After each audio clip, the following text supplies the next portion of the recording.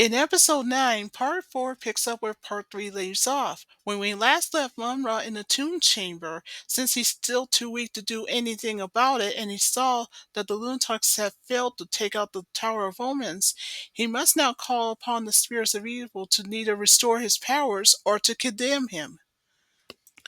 Also, as we learned back in part 3, Mahmud, who's Mumra's canine sidekick, is getting worried and concerned, and he has every right to be. So the first thing Mumra did was to apologize for all the ancient priests for their eternal slumber. So he says, listen, if you don't help me, then the code of Thundera of truth, justice, honor, and loyalty will spread all over Third Earth, and I will cease to exist, he said. So when all four of the statue's eyes begin to glow, you know what this means. That means the ancient priests of evil had listened to Mumra's plea.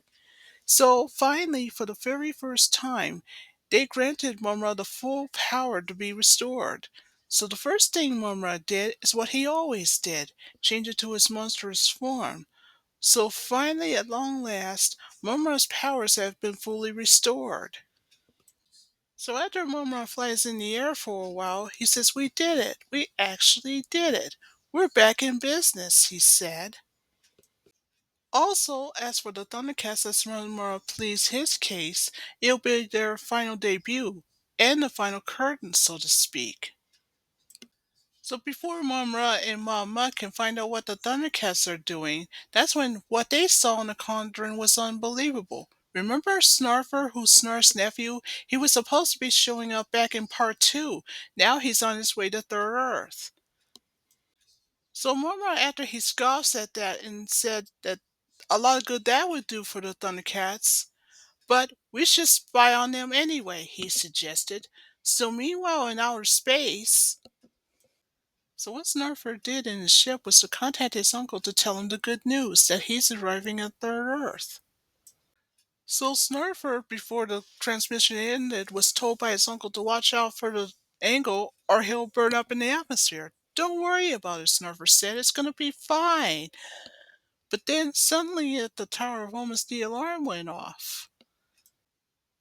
Also in the tower's control room were Lionel and Linkso. Then Linkso told Snarf the bad news. His nephew's ship is off course. So Snarf, who was upset, he says, I knew this kid's gonna goof up. But Lionel says, wait a minute, maybe it's not Snarfer's fault after all. So after Linkso has his turn to plead his case, it's a conduit of some sort that caused the ship to go off the course. Snarf was relieved and says, I knew it wasn't his fault. And why not? Snarf said. He is my nephew. He's not kidding. So back with Snarfer's ship in outer space, Snarfer just lets his uncle know that he got his ship all straightened out and he's on his way there, to Third Earth. Back in the tower's control room, that's when Lionel says, this is weird. His ship would have shown up on the screen right now. So Linkso, after he heard it from Lionel and Snarf, he says this is a very serious situation. So back with Snarfer's ship in outer space, that's when Snarf wanted to know from his nephew, are you sure you can get back on course? Of course I can, Snarfer said. So long story short, meanwhile in the Sky Tomb's control room, we have Red Eye and along with Chilla, Alluro, Mug, and of course their leader Luna. Now Red Eye, thanks to his infrared vision, just told everyone that there's a spaceship coming in and its pilot, and to coin a phrase, according to what Red Eye says in his case, they're both going to burn up. Also in the control room is Tugmug. So that's when Luna told Red Eye this case, that'll be the last thing that they need. Now Alluro has his turn to ask a question, so what difference does it make? Then Tugmug has his turn to answer Alluro's question. He says, well, it's just Snarfer, that's all. They're, to coin a phrase, a dime a dozen compared to the ones on the planet of Snarfs, he said. Now Luna, the leader, happens to agree with Tugmug. He says, that's true. Snarfs and Thundercats have been idolized for years.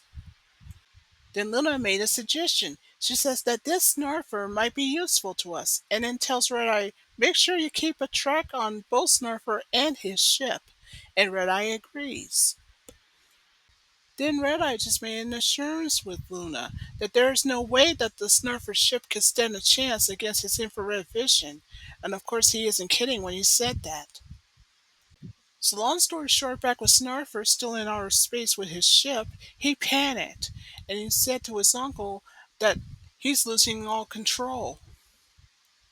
Now, long story short, after Snarf, meanwhile, back at the tower's control room, he was panicking. He says, "Oh dear, Lionel, do something! Poor Snarfer!" Well, back with Linkso, he realized that what Snarf said was true, and that his poor nephew will be burned to a crisp unless they do something about it. Well, Snarfer, after he hears this from Linkso, he says, "Well, way to go, Snarfer." But Linkso says, "Wait, here comes the bad news." "What do you mean, bad news?" Snarf asked. Well, to answer Snarf's question, that's when Linkso says, "I'm afraid your nephew's going to land in Darkside instead of where the tower is," he said.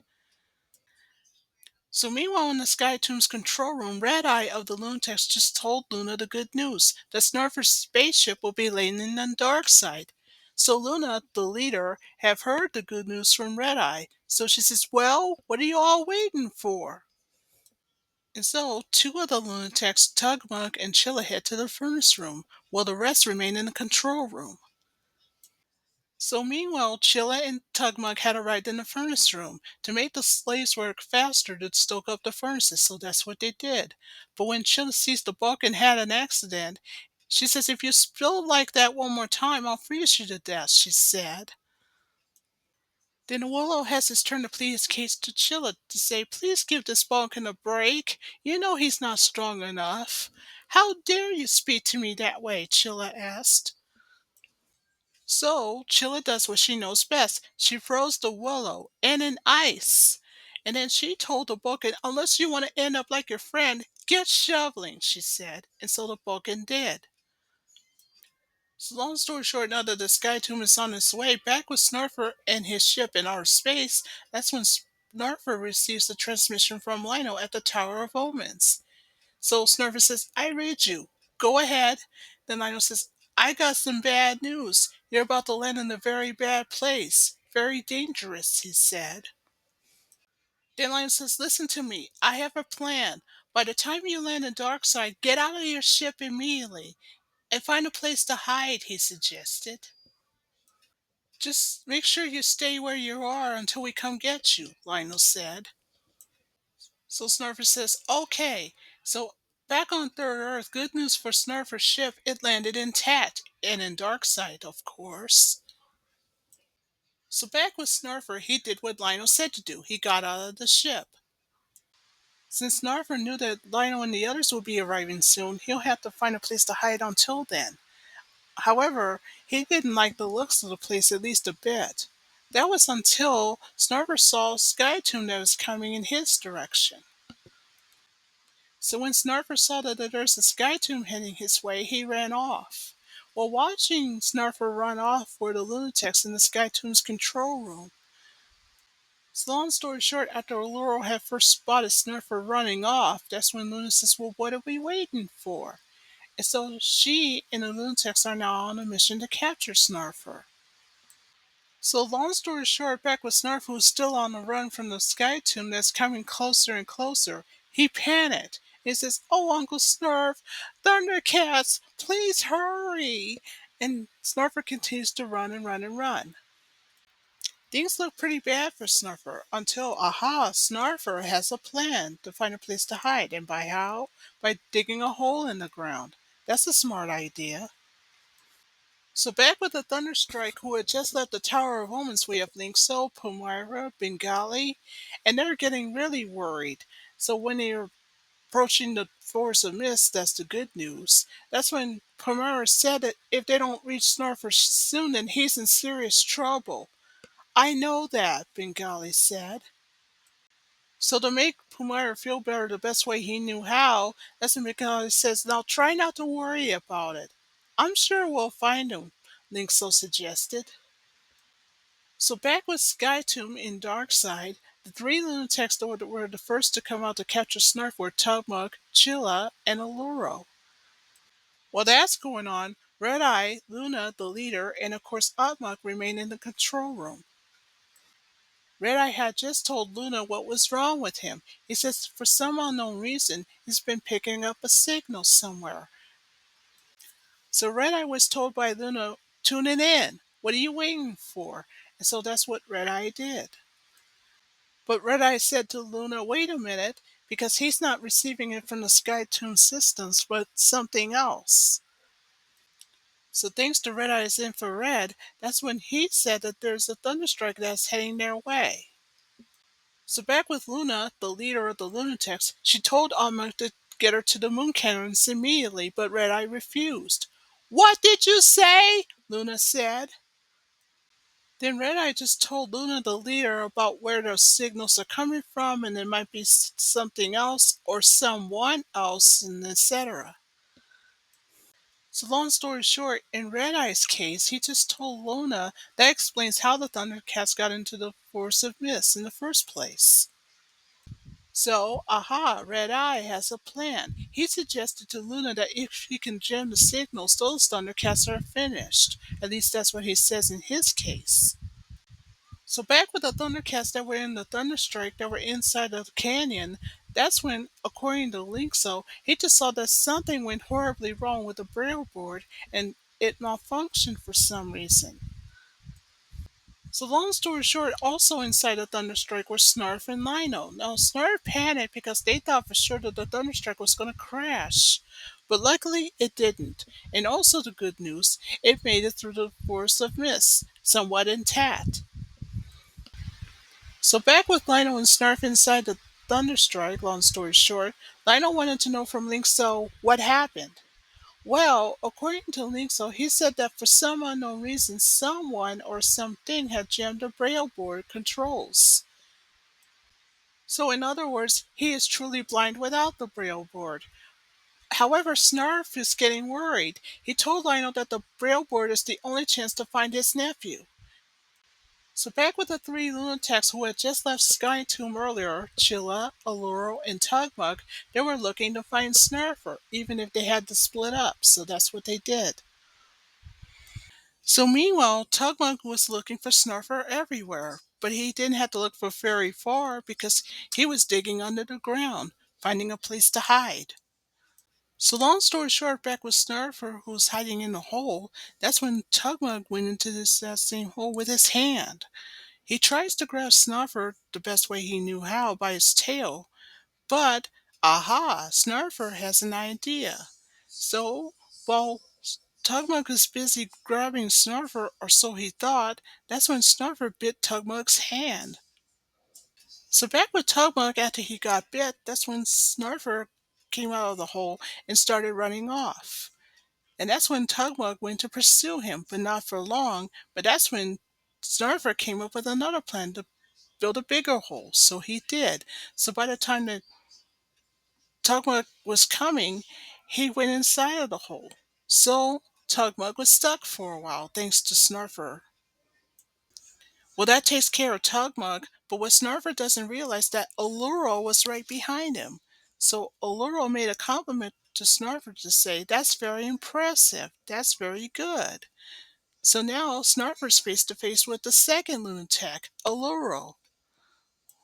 So, long story short, Allura was more than happy to introduce himself to Snarfer, and he says, oh, by the way, you don't stand a chance, and he does what he knows best, tries to hypnotize Snarfer. But Snarfer just told Allura that he wouldn't give in so easily, and so he ran off. So while that's going on, long story short, back with the Thunderstrike, it manages to land intact. So we have five of the Thundercats, Bengali, Pumara, Linkso, Lino, and Snarf. So now that everybody's out except for Linkso, that's when Lionel came up with Plan B, his own sort of omens to tell him where Snarfer went. So just like what any good guy would do, that's what Lionel did. So through his sword's eye, that's what Lionel saw. Snarfer getting away from Allura of the Lunatics since he already took care of Tugmug. So after that, Lionel made a suggestion to have Linkso stay behind to repair the braille board. In the meantime, the rest can split up. So that's what they did. So meanwhile, back with Snarfer, he was still being pursued by Alluro of the Lunatacs. So long story short, good news for Snarfer, he made it to the tree to where the giant beehive is. But now here comes a problem. How is he going to defeat Alluro? Well, luckily for the giant bee, it comes to Snarfer's rescue, but Snarfer tells it to go away. Well, things were looking bad for Snarfer. That was until he comes up with a plan. And what was Snarfer's plan? Well, thanks to a bunch of honey, when Snarfer damaged the beehives, while the rest of the bees were distracting Orloro. So, thanks to the honey, that causes Orloro to slip from the tree. So that takes care of that. So now that two of the lunatics have been taken care of thanks to Snarfer, although he almost fell off the tree, but luckily he was saved by his tail. So now all Snarfer has to do is get out and find his friends. But he hopes that he can make it in time. So long story short, back with Snarf, who was Bengali at the time, and you can tell right then that Snarf wishes that Lionel was here and etc. That was until he accidentally stepped on a twig, and that scared Snarf. And then by accident, that's when Snarf ran into Bengali. So back with Snarf, who accidentally ran into Bengali, he says, "Oh, Bengali, it's you!" And of course, Bengali says, "I hope I didn't scare you." Although Snarf tries to dismiss it and says, "Who, me? Scared? No way!" But then something scared Snarf and jumped right into Bengali's arms. So back with Snarfer, long story short, who's still up in the trees, that's when he thought the coast was clear and tries to look for his uncle from down below. But just when he thought he was safe, he was approached by Chilla of the Lunatacs. So by the time that Snarfer saw Chilla, he tried to get away. But Chilla does what she knows best. She froze Snarfer, and in ice. So long story short, back with Lionel, the Sword of Woman's just told Lionel what happened. And there Lionel sees through his sword's eye, Snarfer frozen in ice thanks to Chilla of the Lunatics, and she's bringing him to Sky Tomb. So long story short, Lionel knew that there was no time to lose, so just like what any good guy would do, he does what he normally does, at best, project the Thundercat signal from his sword, and so that's what he did. The first Thundercat to see the signal was Slinkso, who's at the Thunderstrike at the moment. The next two were Bengali and Snarf. They too see the signal. The last one to see the signal was Pomira, and so they're now on their way. Meanwhile, back with Luna and the frozen Snarfer, they're now on their way to Sky Tomb. Watching in the control room was Luna, the leader, Otmok, and Red Eye. Now, Red Eye just told Luna, the leader, the good news that Chilla's on her way with a prisoner, while they're still watching on the screen, they being Red Eye, Luna, and Otmok. So back with Lionel, he's on his way to save Snarfer. When back with Chilla, when she looked over her shoulder after she heard Lionel calling Snarfer's name, that's when, thanks to Lionel, good news for him, and the sword's power, it unfroze Snarfer. So, good news for Snarfer, he's no longer in ice. So after Snarfer now no longer in ice, that's when Lionel says, "Go, Snarfer, get out of here!" And so Snarfer runs off. And he was clutching to Lionel. Back with Chilla, after she saw what had happened, she got upset. She says, "You will pay for this." So now that Snarfer's behind Lionel, Lionel goes face to face with Chilla, who just froze his arm. In ice, of course. But before Lionel could do anything about it, showing up next were Red Eye, Luna, and Amok that were standing next to Chilla. But when Lionel turns around, he then saw Laurel and Tugmuck. He was surrounded and had nowhere else to go. That's when Luna tells him to give up, and that's when Chilla decided to freeze Lionel's throat, so he couldn't use the sword's power. Things look pretty bad. So back with Chilla, speaking of which, she insulted Lionel by asking this question: "What's the matter? You lost your voice or something?" "It's over." But then the voice says, "Not yet, it isn't. It's Pumira." And luckily for her, she came to Lionel's rescue when she did. But Pumara is not alone because with her were Bengali and Snarf, and they too joined into the attack. So while Bengali and Pumara are busy battling, that's when Good news for Snarf, he reunites with his nephew and they both hugged. So after the two Snarfs, uncle and nephew, were reunited at last, that's when Lionel says, "Don't celebrate yet, we still got a problem." So we have Palmyra, Bengali, the two Snarfs, and Lionel that were being surrounded by the Lunatics. But guess who decided to come to the rescue? It's Linkso. And good news for him, it fixed the braille board. Also the good news, he decided to evacuate everyone. So that's what he did.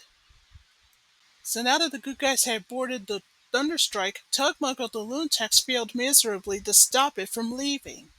So the Thunderstrike leaves Darkside. Well, back with Lionel, he told Link so that was cutting it pretty close, and then he asked him what took him so long. Well, Linkso made a confession. He said, well, he did better than just fixing the braille board itself. He rewired it. That's why it took him so long. So in Linkso's case, what he's telling Lionel that Skytoon won't be jamming the signals anymore.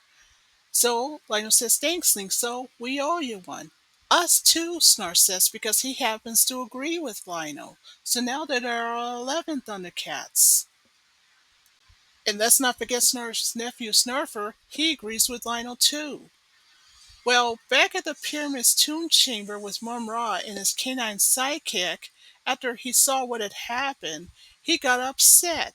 And he says, "Must we have to do everything ourselves when everyone's incompetent?"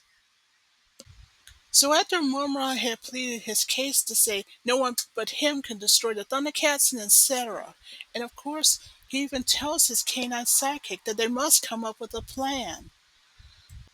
But before that can get underway, that's when Mumra pleaded his case to say now that he's stronger, then he can cleanse everyone off the face of the earth and etc.